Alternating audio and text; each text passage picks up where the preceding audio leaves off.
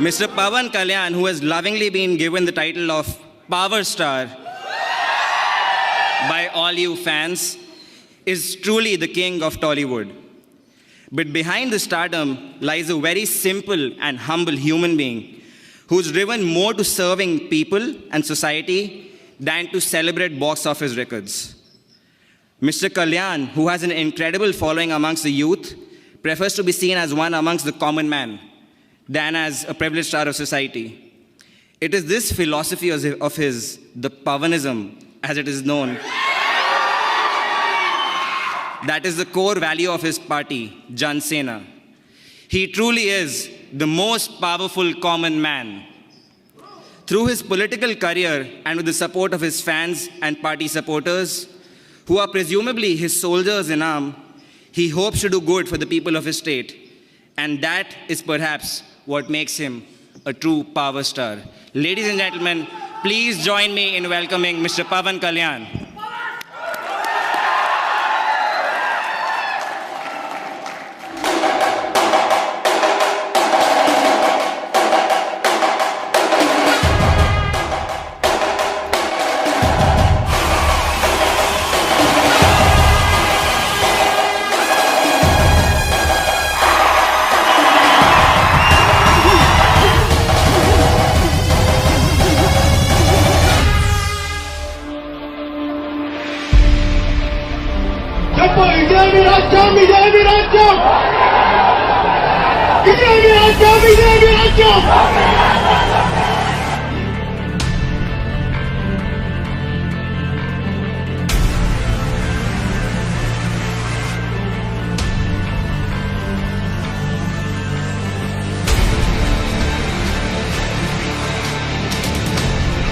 ఇల్లేమో దూరం అసలే చీకటి గాఢంధకారం చేతిలో దీపం లేదు కానీ గుండెల నిండా ధైర్యం ఉంది.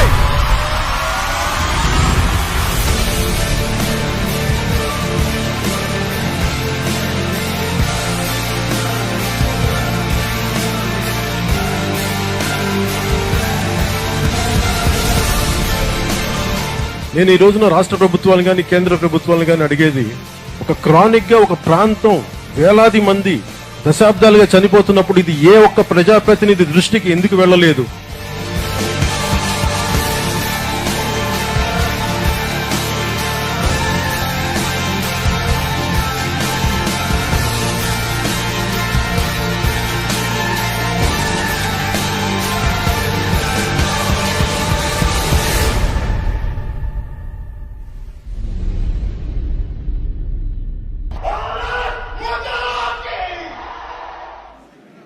He should be here any minute. He's just backstage.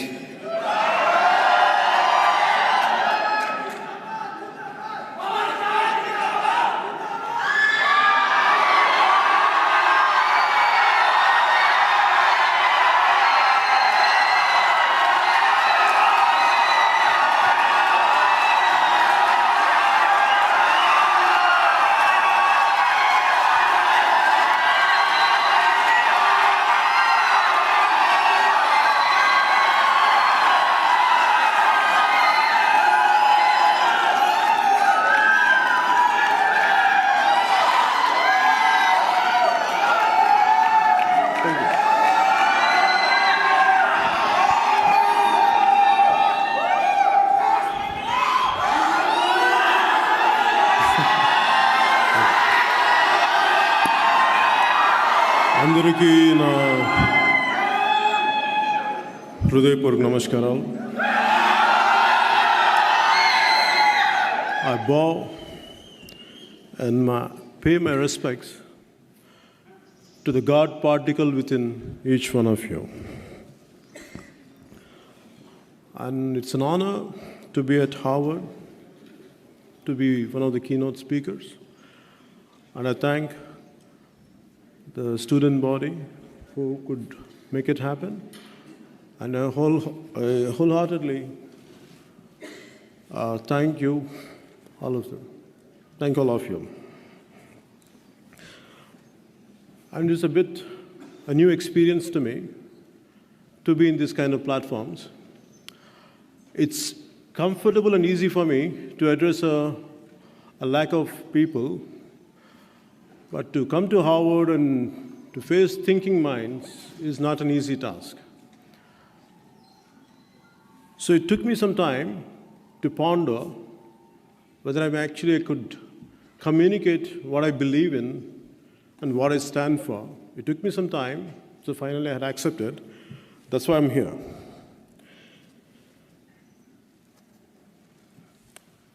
And today the subject would be the global power, India's rising global power. But I can't talk about entire India because my experiences are confined, though I know a lot about India, but my political experiences or my political realm is only within on the state of Andhra Pradesh and the state of Telangana. So I would like to communicate from within Andhra Pradesh and Telangana perspective. But to talk about the global power, first I would like to, what we lack in our country, there is amazing divisiveness in our country. We don't feel as one unit. For me, the reason why I came into politics was I could see the divisiveness, how it is hampering the progress. And all of us, we believe we belong to one sect, one class, or one region, or one religion, but we don't feel the complete Indianness. We don't feel, for example, the North Indian leadership, they don't know much about South India. For example, Gandhiji traveled all over India. He knows nook and corner of India. Today, how many leaders, either from South or from North, actually know about the entire India? Today, I know more about America or more about West, what is happening in the West than what exactly happening in the eastern part of India, Assam or Nagaland or Sikkim. For me, my pain is the way we had achieved freedom with a lot of blood and toil, a lot of sacrifices, and the kind of passiveness our society shows. So many problems are there. Recently, I'd been to one part of Andhra Pradesh, it's called Srikakulam district. One particular area is called Uddhanam. No one knows, not even the government, they have an idea. For the last 20 years, around more than 20,000 people died out of kidney disease. And it is some kind of, I don't know why what exactly causes that kidney disease in the people who are living in within that area, no one knows. Even I think one or two people came from Harvard and they made some kind of research, but somehow they could not completely zero down this could be the problem. And none of the political parties could address the issue. And constantly, the people were suffering. They were very poor. And no one their voice was not able to reach the governments. So somehow they had approached me when I went there. After seeing their pain, after seeing what they're going through, when I addressed the issue, at least the government machinery had moved and trying to do something now. And this is the plight of our nation, and this is the kind of complacent attitude what our political leadership does to our country and to our state. And for me,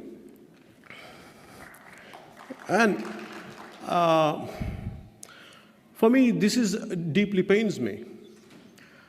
And constantly we feel the pride of our country, and we feel so much, always we can show like our nationalism through a form of cricket, but actually no one addresses the true issues of India.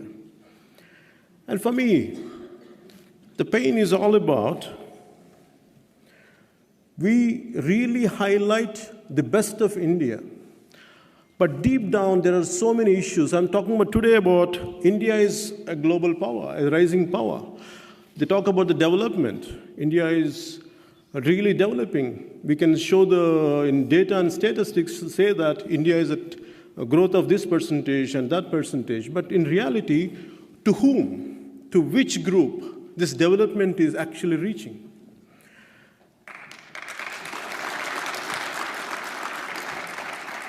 And we can promise in every political situation, they say that they're going to promise that we're going to bring down the moon for you. We're going to show this. But actually, in reality, people don't ask for big things. In 2007, I was working for another political party, an outfit which was established by my brother. When I went there in a district in Telangana state, it is a complete tribal district.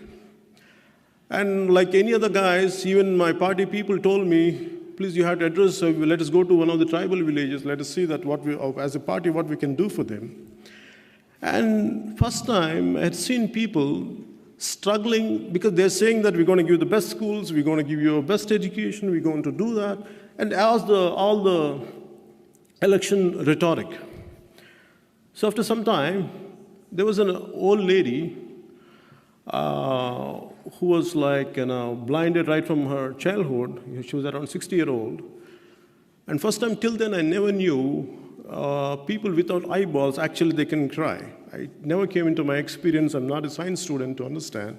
First time that lady was crying, I said, guys, I don't know what you're going to do, but we need just water. They're requesting to have a basic water, nothing else. We don't want anything. We need drinking water. To get a drinking water, we had to go all the way to a few kilometers away, and we are struggling. Could you get us water? That deeply pained me. But like I heard about it, I went back to another constituency, and they put just a few kilometers away. I'm talking about from that place, it is the next meeting I went, it was of 60 kilometers away, and they put this kind of mineral water bottle in front of me, and I felt so guilty. They're lacking of water. Here I get a mineral water. I felt like a criminal. And I know somehow I lost interest in the political process. I only told my friends and someone who were following me, I said, can we do something till we get into whether we don't know whether we're going to win or not, but at least can we do something about it? And luckily, a few friends came forward and some who could identify water bodies underground, they were there. And within no time, they could dig a borewell. In the next 1 week, they had a drinking water there. For me, here, what I'm trying to tell you is, if I, as an individual, if I could do that much, can you imagine the power of machinery? Can you imagine the power of government, what they're capable of doing? Then I said, what made them not to go ahead and do it? Because nobody, not that I'm saying the entire political class is like that, but majority, they don't have great interest.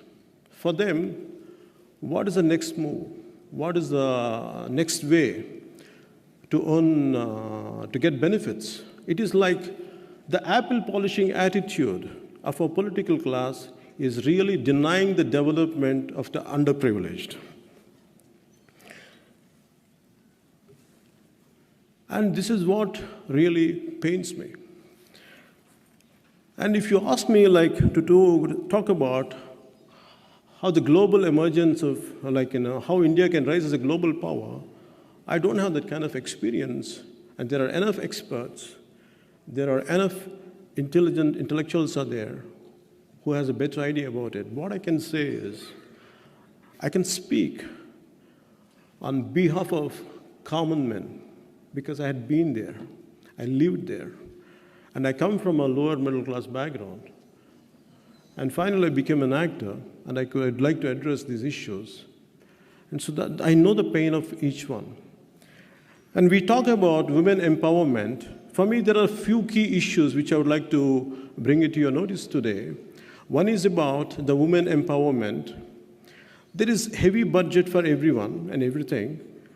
And women empowerment, in our schools, there is no personal hygiene for growing girl children. And they have enough money, and somehow it does not reach them. That's the problem there. And today, we want, women are the biggest force. We want to empower women, and first of all, you have to give them a healthy lifestyle. Even the so-called social welfare hostels are there, and they're heavily being neglected. And these are the issues which are burning issues. And also the major problem in India is the women's safety. The women's safety is such a big concern. And what Gandhi says, in the middle of the night, a woman could really walk, that would be the right, that's where we had achieved the freedom. But in reality, even in daytime, if someone has to go, that's quite a risky situations are there, even in my own kith and kin, what they go through. So for me, what I wanted to do is, first of all, we should have a great, very powerful law and order situation should be there. Law and order should be really control, have a great say in safeguarding women. To get one Nirbhaya Act, when I say yesterday, it is passiveness which really pulls back India.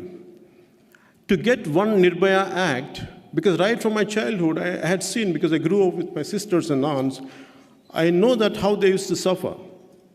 They never used to feel safe to go out on the roads.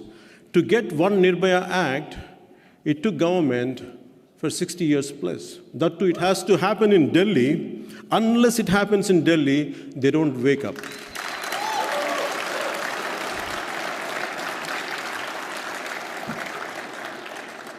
Everything cannot happen in Delhi to make them understand. They have to feel the country, they have to feel the pulse of the country, they have to feel the pulse of people, which is missing. And recently I was talking about for example, the state has been divided. I come from unified Andhra Pradesh. When the state has been divided, what they did was, right from 69 to 72, both the states want to get separated. Just an example I'm saying, how the complacent attitude of our political class. It took them, from 69 to 72, both the states wanted to get separated. They want to have their independent state.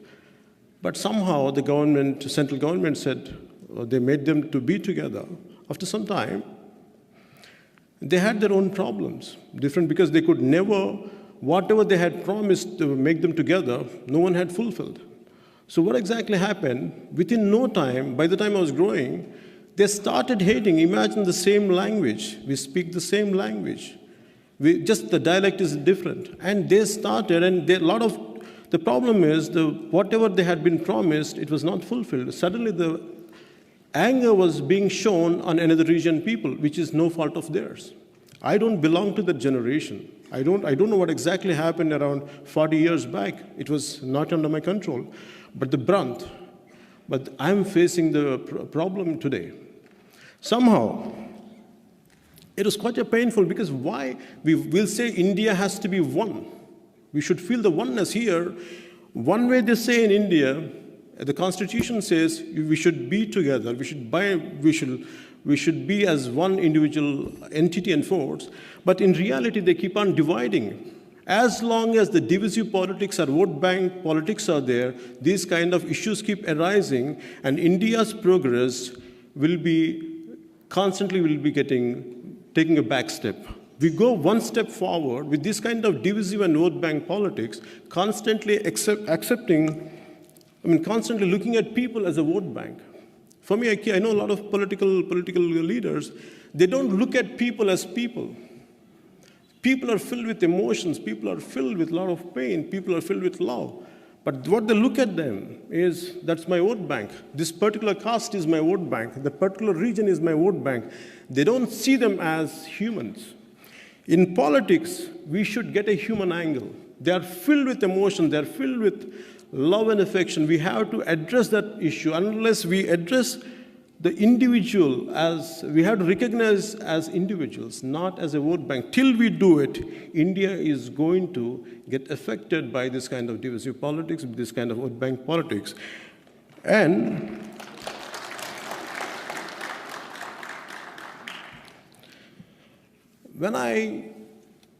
after seeing this, because for me, the reason why I came into politics was, I don't want another generation, the future generations has to suffer like me. I don't want them to suffer. Today I live a comfortable life. There is no need for me to come. But I said, for me, I felt like a service. I can't ignore. I'm a thinking mind. I said, I feel painful. I feel extremely like sad looking at the plight of a situation. Somehow, what best I can do? I don't have strength, and I don't belong to any huge political party. I'm not extremely rich. But I said, what best I can do within my means? Then I established the party, and I started highlighting each and every issue. Knowingly, getting into politics is like, it's a battle which cannot be won, and a destination which cannot be reached. I know it, and still I came into politics to serve my nation and to serve our people.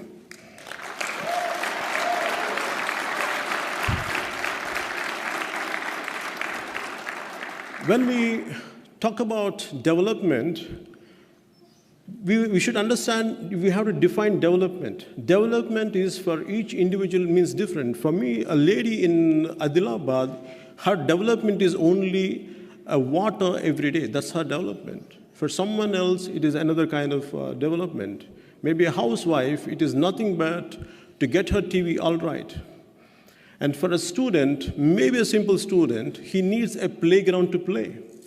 This is what development means. Here we say that India is rising, India is achieving great standards, but the standards are not reaching to the majority of our Indians. And that's why you can see, even in Tamil Nadu or other states, you have to understand why these large youthful protests are happening. Today we talk about the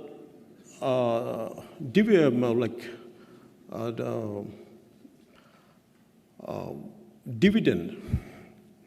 The great people of 19 to 20, demographic dividend, we want to reap the demographic dividend. But actually, in reality, what exactly we are doing for them?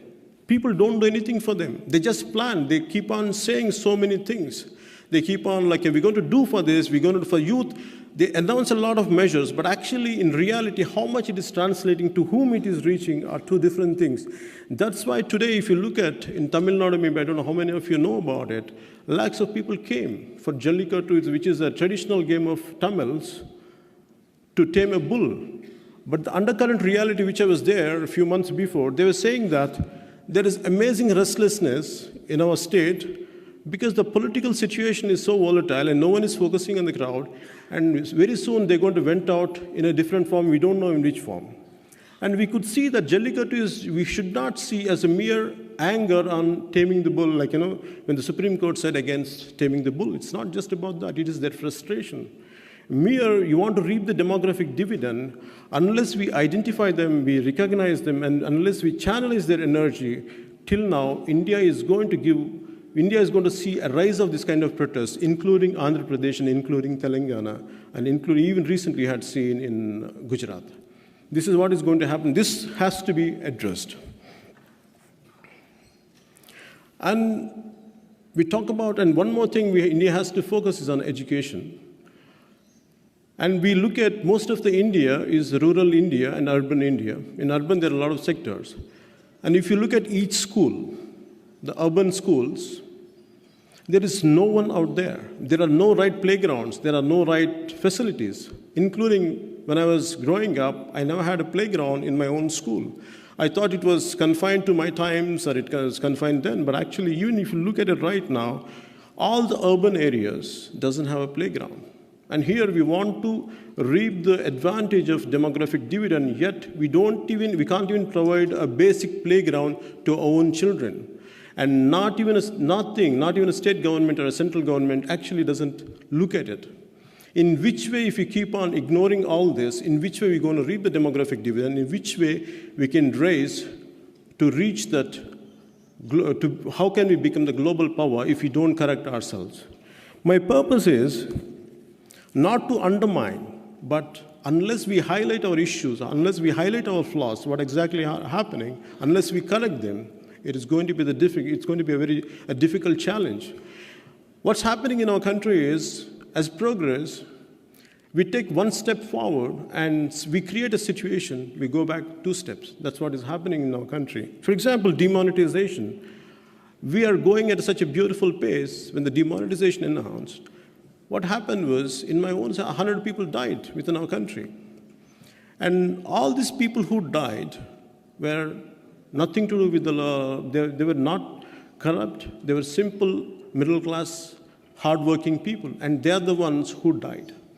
And including in my own state, a man who I later got to know their family, that old man went there, okay, I'm going to get some money from the banks, just staying in a queue for 2 days to get his money drawn, to draw his money, to withdraw his money, waited for so many hours, and he died out of a heart attack. And these are the things which are actually hampering the growth of our nation, because without having without doing a proper exercise, if you try to enforce this kind of laws, this kind of pass this kind of laws, the damage is going to be much more. And these are the things which all of us have to address.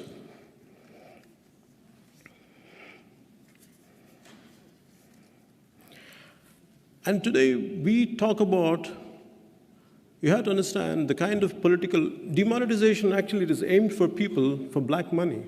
Who has the black money? It is not an average Indian citizen has black money. In which way they're going to get the money? It is from, normally in irrigation projects. They're really big irrigation projects in lakhs of crores or thousands of crores, a very, very small project.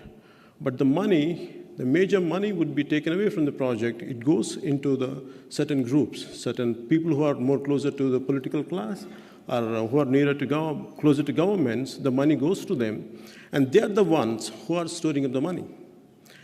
And imagine recently when they said voluntary disclosure scheme in central government of India announced, and from my own state, the guy says, I have 10,000 crores to announce. You ask them, I said, from where that guy gets money from? It is a collection of, it is like he's a center point. He's just a face for a lot of political people who siphoned off a lot of national wealth and kept with him, and they wanted to project him as their man, that he's the one. But actually, the money belongs to a lot of politicians who had siphoned off money from the irrigation projects. And there is no check on that. And we can't enforce laws on them. The max demonetization, by doing it, who got affected? The normal man, but the real culprits, already, they're free, they have nothing to do with it, and they're happily on the roads. That no one is going to do anything to them. And this is the plight of our country. And with all this, in which way, unless we correct all this, it is very difficult for us to go ahead and to become global power. Unless we correct this, unless we correct the problems within our country, unless we punish the people who are the perpetrators and who are the ones who siphons off this national wealth, and it's going to be very difficult to reach the target of being a global power.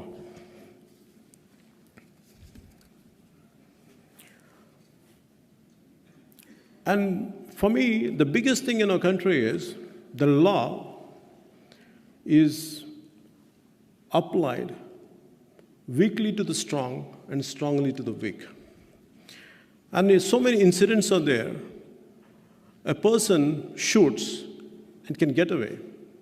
Imagine a simple guy, a normal guy who comes, even in a one-way, without a helmet, he'll be punished so hard, but real people who has influence, who has that political affiliation, they shoot people and they get a very nominal punishment. Most of the cases don't even go to the courts. Somewhere they're confined to hospitals. That's it, they don't go beyond that. And this is what happens in our country. And people who cheat banks, and they're completely having shoulder to shoulder with our big leaders. And in which way we can enforce? In which way we can control people? In which way we can make people listen? Because the top, who are at the top of the pyramid, if they themselves are doing mistakes, in which way people are going to listen to them? And also the way people loot the national treasure, the way the people loot the wealth of the nation, including recently he said, a few years back, if you look at in Ballari, there are a lot of mines who are supposed to pay a lot of taxes and extract the iron ore. What they did was they take permission for a small mining area, and they were excavating the entire area without even paying taxes. The taxes, the paid, which is supposed to go to banks, which is supposed to go to government, and it is going into the pockets, and the development is taking a back step there. And those are the guys who are taking the shelter of politicians. And unless we correct all this, India is going to get affected. It is going to be pulling down. It's going to be pulling down for a country which wants to emerge as superpower. Unless we correct ourselves, these are the issues which had to be handled.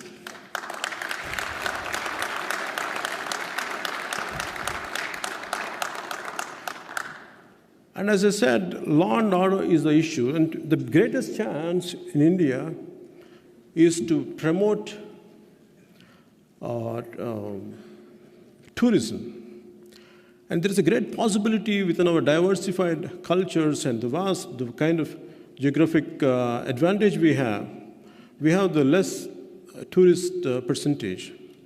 The reason being, one is as a culture, we don't welcome, though we can really welcome people to make them as stakeholders. The major problem is the safety. Unless we give great security, great safety for the tourists, unless we strengthen the civil society, we can't be controlled.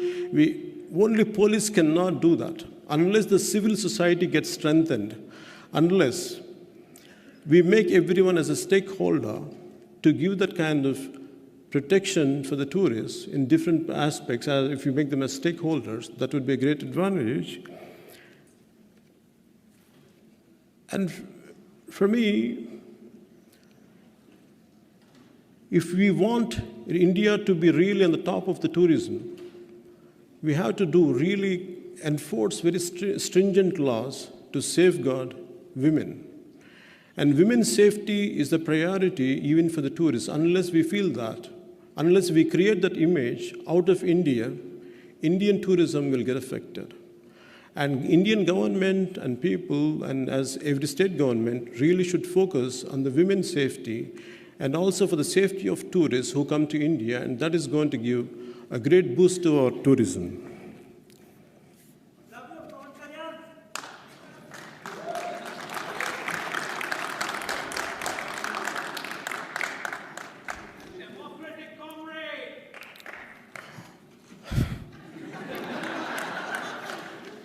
See, for me, the youth leadership, today we want to talk about the demographic dividend. For me, what I'm doing is, every party looks at youth as political vote bank. In reality, in India, youth means politicians and their families and the grandchildren and the grandchildren. That's it. There is no leadership.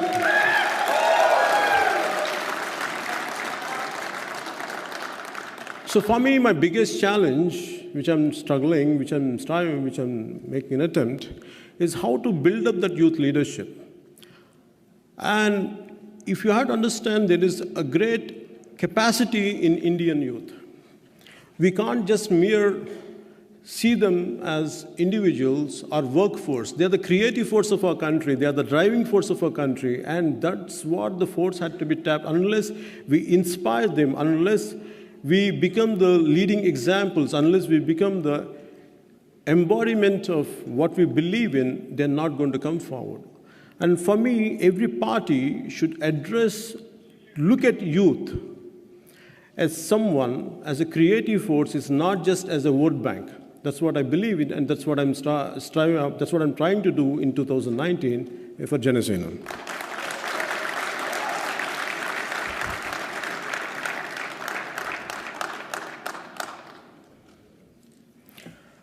And in spite of all these adverse conditions what we have, for me, always I believe in the saying that adversity reveals true character. With all these challenges, I still believe if we become as one, we can be the global power, and whatever our intentions are, wherever we want to reach, we can be really the guiding force for this world. And the one major thing which I would like to say, and I would like to close it, is for Telangana and Andhra, because I keep on referring to this issue on purpose, one of the senior political leaders said, though both the states were together as one unit, but as a culture they haven't merged. Entire India though they say as one, still we don't have the cultural integrity, which is very essential. For me, I keep on addressing these issues in time to time. A guy in Bihar, a guy in UP don't know much about southern part of India. They don't know much about Tamil Nadu, the leaders I'm talking about. And also at the same time, the people from the southern states, they don't have a great idea about what's happening there. This is the way, unless we integrate our cultures. We have a Max Muller-Bowen to understand Germany. We have a Lens Francis to understand France. We don't have any kind of cultural centers within our India to understand each other, which is the essential.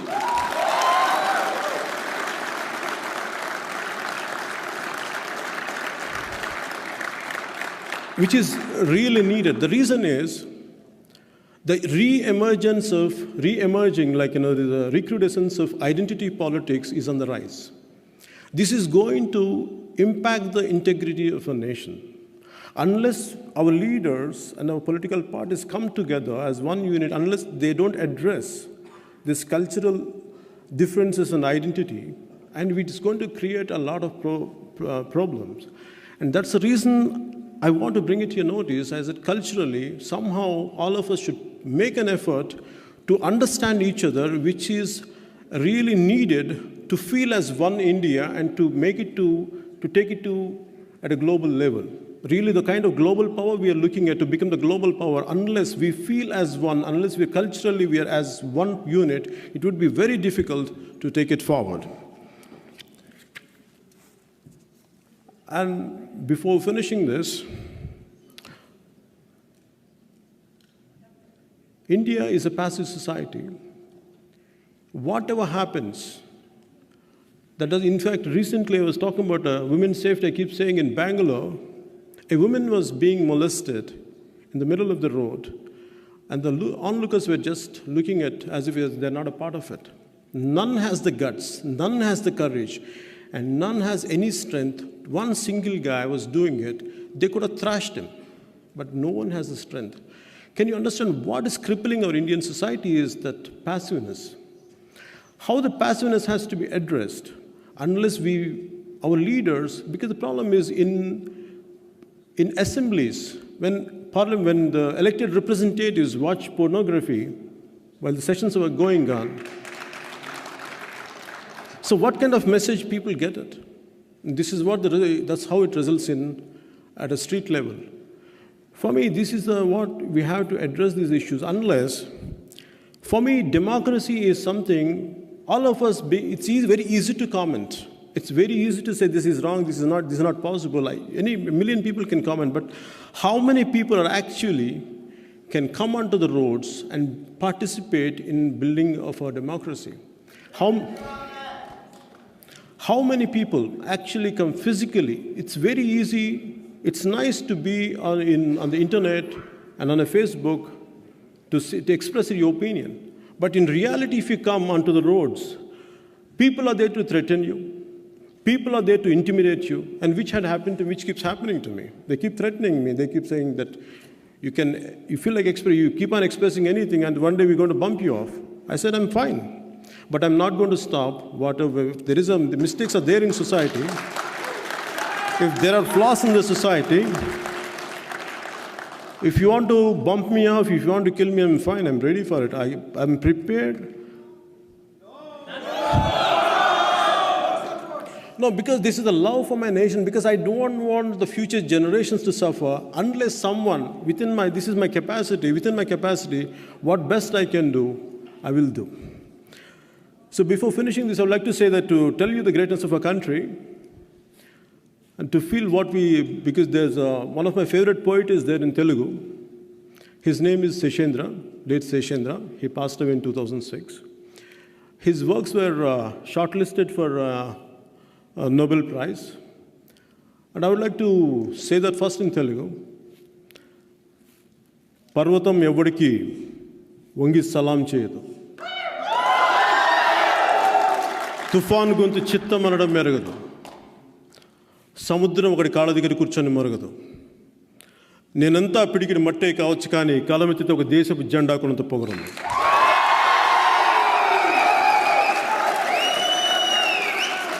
Though I would like to,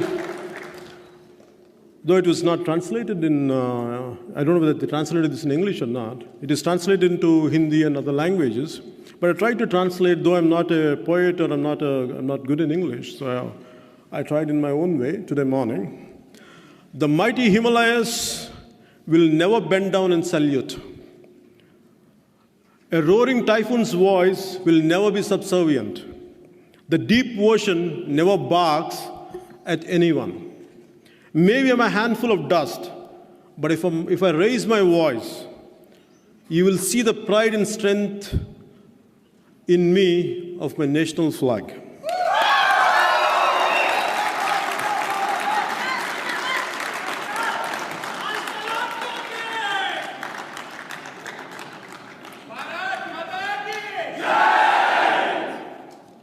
Let me say that one more thing, then we'll say Bharat Mata Ki Jai. Before finishing, I would like to say this. India stands for Dharma. India stands for truth.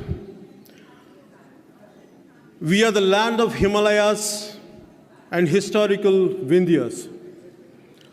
We love everyone, but we fear none.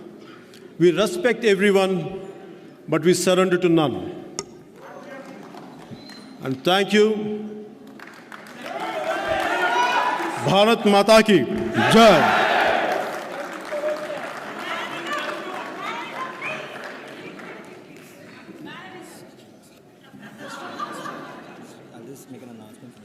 Yeah, sure. Hi, so we have about 15 minutes for Q&A. I don't think we'll be able to take all questions. We'll start one that side and then one this side. So we can start that way.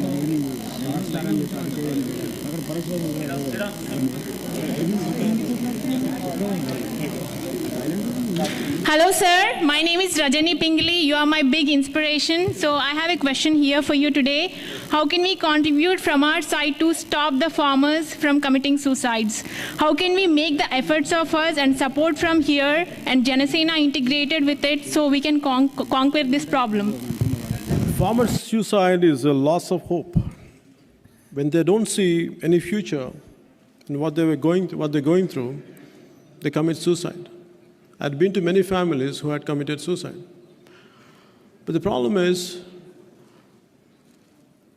the hopelessness is not in reality, it is in the poverty of thought. When there is enough money to spend on extravagance of governments and politicians, they can really address the issue. From Janasena point of view, what I'm trying to do is, first of all, you have to instill a lot of confidence, and a lot of people are there. And what I'm trying to do is I'm trying to create a lot of self-help groups who goes to the farmers, and first of all, they need a hope to survive. They want to survive. So what I'm trying to do is I'm creating a self-help groups where they can go to the farmers who are in a depressing situation, and they're going to address them. And they're going to, sometimes it is a form of money, sometimes in a kind word, sometimes maybe supporting in different ways. That's what I'm trying to do, and which you'll see the results later. Sir, I'm Naresh Kurapati. I'm an IAS aspirant. I want to serve my people, so and I have actually yesterday I tried to give a book to you. The book name is March. I couldn't reach you, so I have given the book to some kind of animation, right? Yes. Yeah. Sir, my question, before asking my question, I have some few things, sir. In India, okay, so has extreme ideology hindering the growth of country? Has extreme ideology hindering the growth of the country? Which extreme ideology? No, sir. I'm just saying because there is a right-wing extreme ideology. I understand. Which ideology would be suitable? Yeah. So there is no same-sex marriage in India. Same-sex marriage is illegal in India. So there are 4.2 third genders which doesn't have private rights in India, and there is a forcible nationalism that you have to stand up for playing anthems in everything. And there is an extreme left-wing ideology hindering the rights of tribes and killing policemen. So So there are like extreme ideologies, and my question is basically there are extreme ideologies which are hindering the growth of the country. So I would like to know your opinion on that. Thank you, sir. You're shot like a machine gun. You spoke about right-wing ideology, you talk about the extremities of ideology. That's a problem in our country. India is a complex country. We have so many verticals, there's so many thoughts or prevailing thoughts in a society. Not one ideology is going to unite all of us. But the problem is we have to understand one left wing or one right wing doesn't really help India. Somewhere, understand, you have to be on a middle path. You have to understand both the extremes. The problem is, when you're saying, where is the need for a right wing? In right wing, if a fundamentalist of any religion, it could be any religion, for example, I don't want to name the man, individual or name the religion, but that man was really putting down one religion, gods of one religion. And for me, you're hurting my interest. You're hurting the gods I believe in. And now the problem is, none of the parties, because they do vote bank politics, they don't want to condemn the other guy because they're going to lose a vote bank. They won't say it. So who steps in? The right wing steps in to cut down them. So normally people go and get attracted. When they're if people who are very neutral, who can see at a very objective level, if someone is doing a mistake, irrespective whether I believe in their ideology, whether they belong to my tribe, you have to condemn them. That's what is lacking in our country because of your vote bank attitude. And you're talking about the same gender, third gender. See, in India still, it's very painful. Yesterday I had heard of Miss Kalki Subramaniam. It is very painful. In fact, I was giving an interview right now for the students of Howard. See, there is a women wing in our political parties. There is a men wing in political parties. There is no third gender wing. When I heard a speech yesterday, though I have a lot of empathy for them, first time I felt as a political party, I don't know, the rest of the parties had done it, I want to create a third gender wing to address their woes and issues.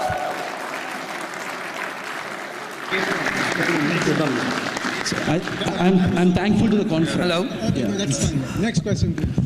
Sir, my name is Ramara Udkuru. I really like your stance to fight for the special status of Andhra Pradesh. And I would like to share some quick ideas, quick in one sentence. Build a united international movement by Telugus for the special status of Andhra Pradesh. See, for me, here I'm not talking about the discrete protests in some of the countries off and on, but it should be a united. Okay. I got it.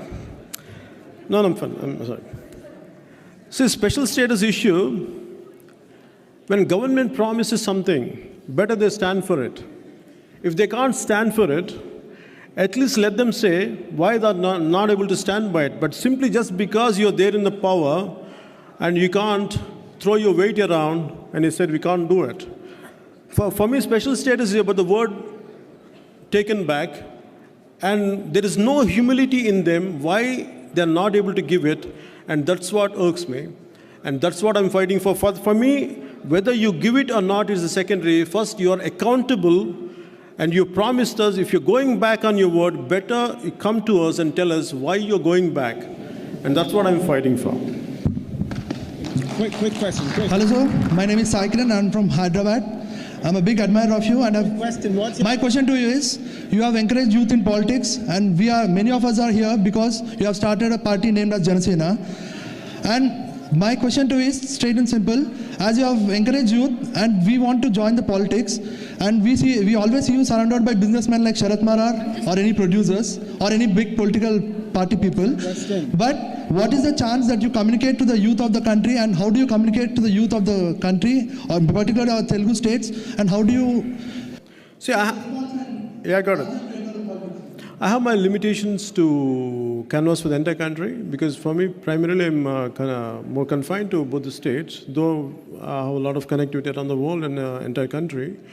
But primarily, I'm focusing on both the states and state of Karnataka and partly Tamil Nadu. And all over, there's a lot of youngsters who would like to be in politics, who would like to take, and not just everyone at a state level, maybe in their mandal level, at a taluk level, at a town level, they want to be in it. So what I'm trying to create is, first of all, right now for the last 3 years, I'm addressing issues because I want to walk what I'm talking. Unless I walk the talk, first of all, I don't want to put you at risk. I want you to believe me, okay, I'm capable of what I'm saying. And unless I walk the talk, I don't want to do anything. So right now, 3 years I've been doing it. Now, maybe 6 months from now, I'm creating that kind of platforms where enthusiasts like you or people like you will get an opportunity to attend leadership programs. So that's what I'm trying. No. Next question. Sure. Sir, I'll reach out to you. Don't worry. I will reach out to each one of you. I will reach out. sir, Yeah. over here. Hi. So first of all, thank you for entertaining us for all these years. And thank you for stepping into the public space. We all know how hard it is for you to step into the public space. Your career was always breaking innovative paths for yourself in the Telugu cinema, because like you always mentioned, you had your limitations and stuff like that. But political innovation itself in India is not that easy, and I don't think in the recent past anything like that happened apart from a little spurs here and there. What is your plan to get your agenda? Because we look at you as an alternative political face. So what's your long-term plan to? Whatever ideology you believe in, take it forward. Whatever might happen to you, face it. Take the fall, like I said, be the living embodiment of your principles and values. Rest everything follow. That's what I believe in.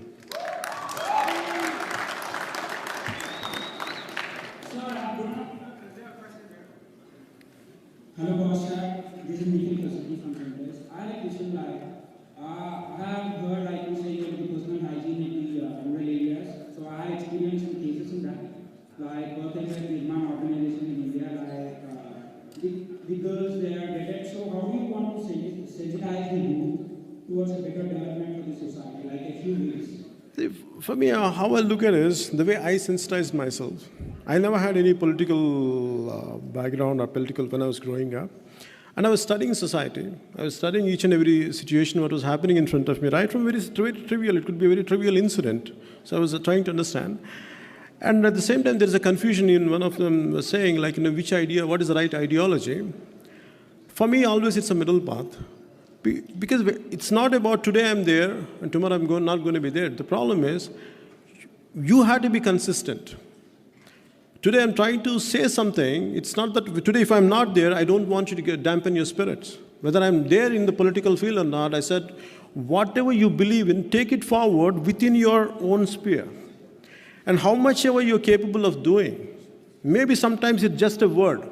Sometimes a simple action is enough for you. Not necessarily you have to do very bigger things and small things. Even a small little thing can make a difference. Sir, Very short question. sir, I've grown up studying about communism and Marxism at school, and I've grown up studying about Marxism and communism at school, and I want my next generation to be studying about Pawanism like that at school. No, for me, no, for me, I'm not here for a personal promotion and all. There are enough isms in this universe. I think it's not. For me, it's not that.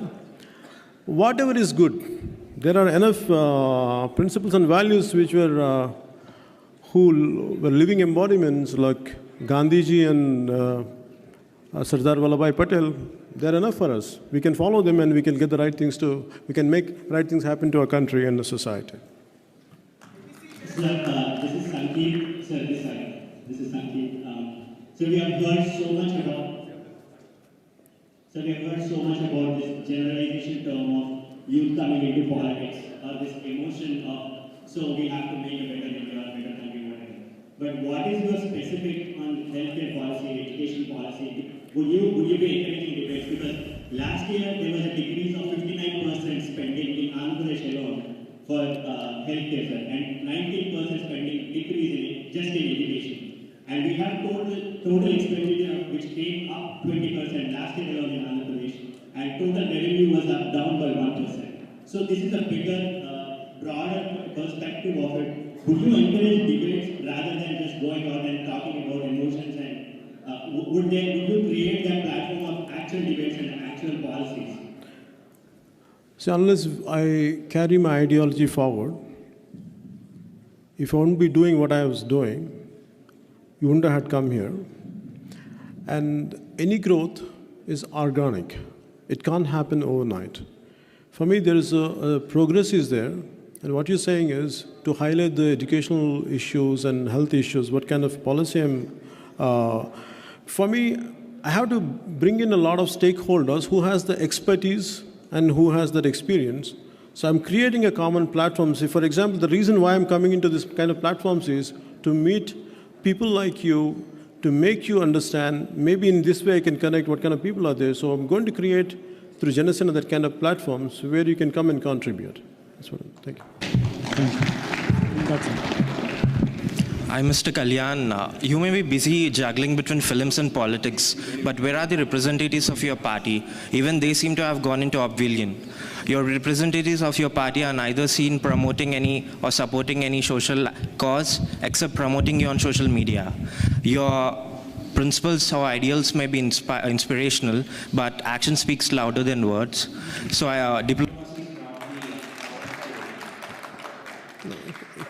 Can you make it? You're trying to tell me. Can you explain to me, please, one more time? Everybody get a chance. My question is, you are busy juggling between films and politics, but your representatives are nowhere seen supporting or promoting any social cause except promoting you on social media. Without, do you think just me alone? Do you think I'm able to come this far without any supporters? These are not all my supporters.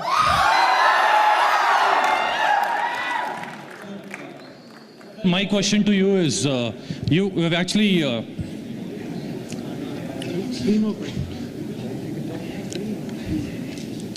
Sir, my question to you is, you've given the reasons why, you want to enter into politics, because the politicians being corrupt and also the whole system being corrupt. Do you think you can find 175 honest candidates to form the government in Andhra Pradesh? And do you think you can... Yeah, I got it. Even if I find 175 honest candidates, they're likely to get corrupted.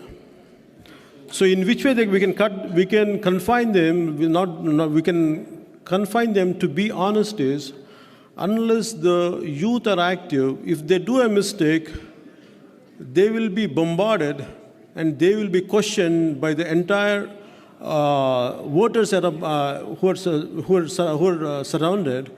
Then only they can confine to, they can be honest. Otherwise, they're bound to get corrupted.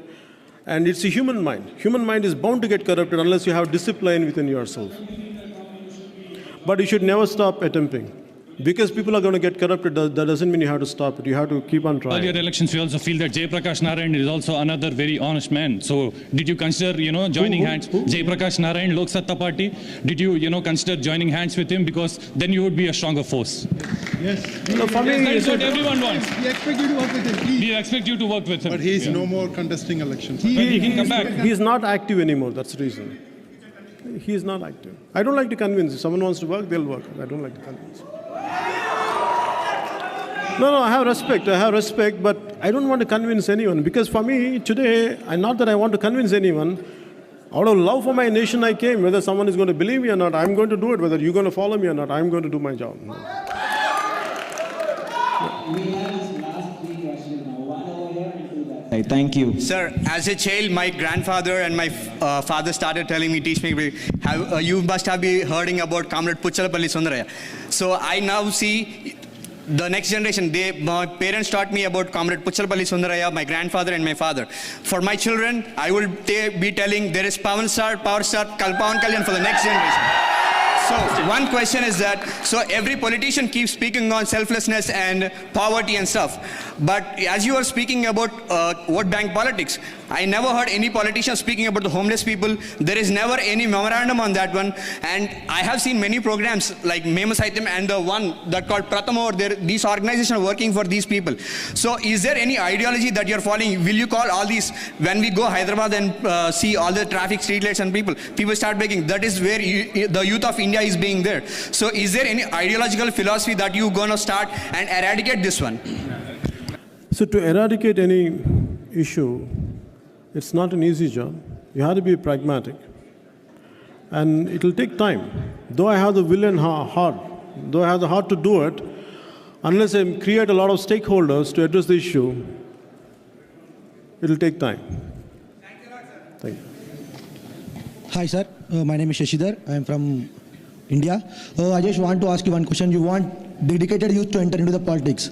So if I am, suppose, living everything here, settled life, and come to India and want to join Janasena, how are you going to support me? Like, No, if you want support to work for it, then I can have an idea. But in which way you can support me?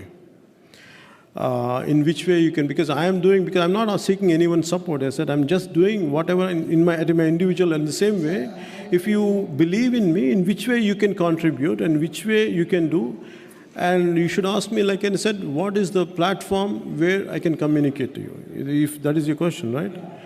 I'm creating a NRI platform, which will be headed by Mehul Jain of Harvard. And I'm going to tweet his whereabouts, so he would be the contact point for all of you. Yeah.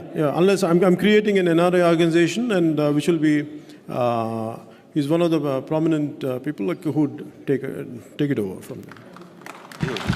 Yep. Sir, please, one question. I'm sorry, I don't think Thank you so much. What are the qualities you are looking forward to choose the members in your party?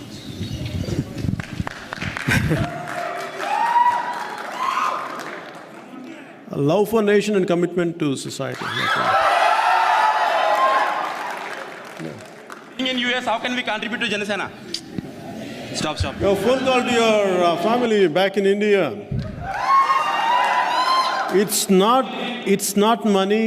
It's your your good thought that makes all the difference.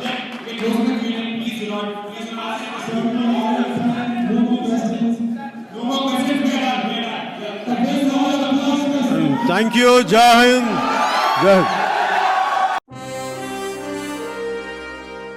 ఇలాంటి మరిన్ని మంచి వీడియోలు కావాలని కోరుకుంటున్నారా? అయితే పక్కనే ఉన్న గంట సింబల్ను click చేయండి. అలాగే సబ్స్క్రైబ్ చేయండి.